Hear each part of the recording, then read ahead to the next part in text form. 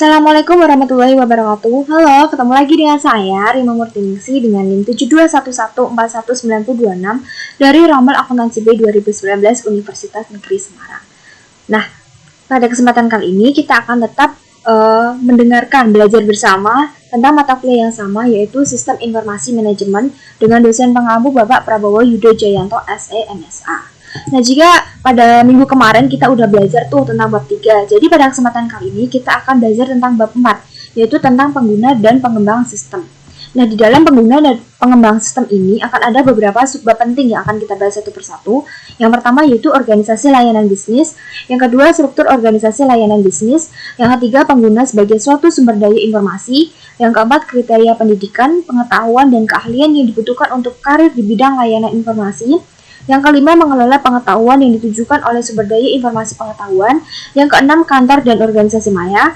Yang ketujuh, menempatkan pengguna sistem dan spesialis informasi pada perspektif. Langsung aja ya, untuk yang pertama yaitu tentang organisasi layanan bisnis. Nah, layanan informasi itu sering kita definisikan untuk menggambarkan tentang sebuah perusahaan, tanggung jawab perusahaan terhadap mayoritas layanan informasinya, mayoritas sumber daya informasinya. Nah, di dalam organisasi layanan bisnis ini ada beberapa unsur. Yang pertama sumber daya informasi, yang kedua spesialis informasi, yang ketiga spesialis jaringan, yang keempat programmer, dan yang kelima operator. Untuk yang pertama, sumber daya informasi terdiri atas piranti keras komputer, piranti lunak komputer, spesialis informasi, basis data, dan informasi.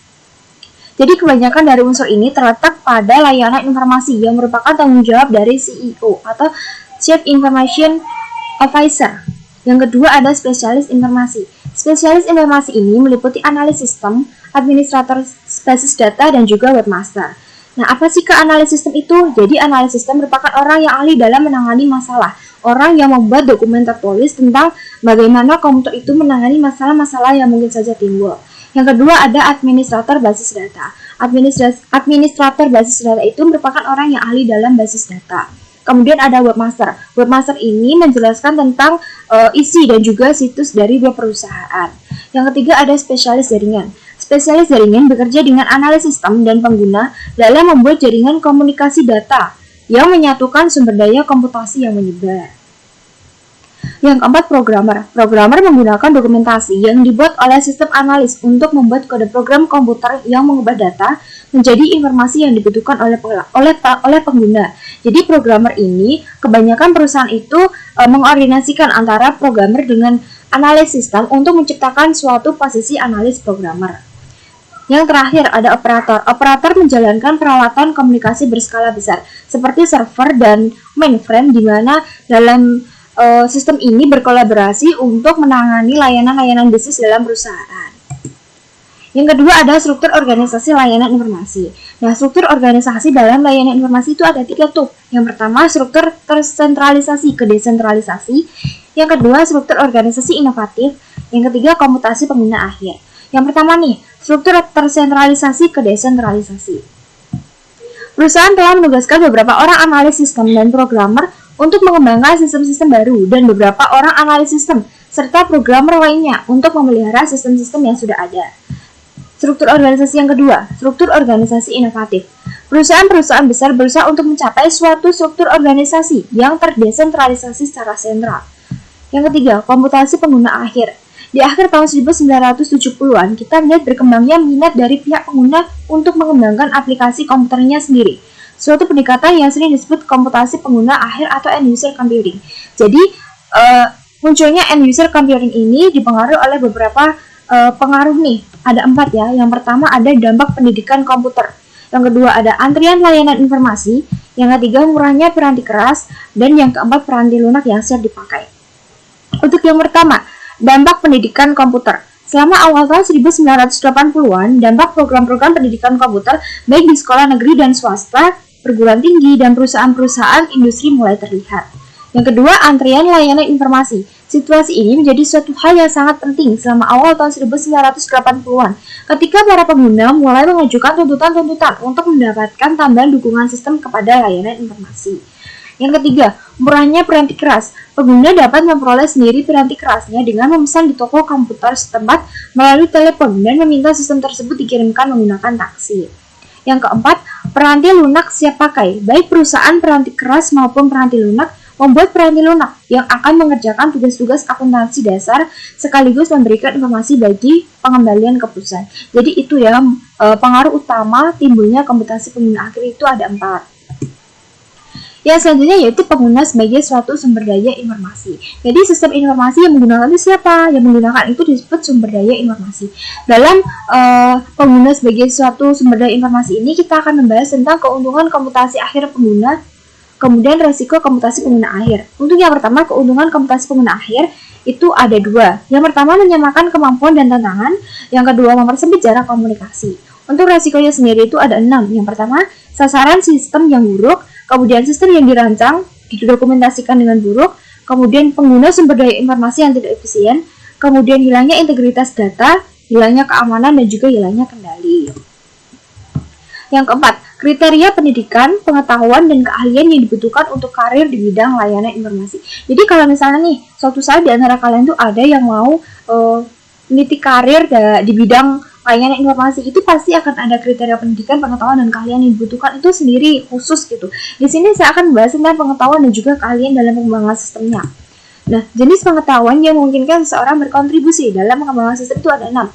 Untuk yang pertama yaitu tentang pemahaman komputer. Pemahaman komputer ini berisi tentang bagaimana sistem komputer itu paham tentang bagaimana cara mengatasi masalah-masalah yang mungkin saja timbul, tentang bagaimana proses-proses dalam penyelesaian data-data itu sendiri. Yang kedua ada pemahaman informasi itu tentang bagaimana menyelesaikan masalah-masalah yang berkaitan dengan komputer.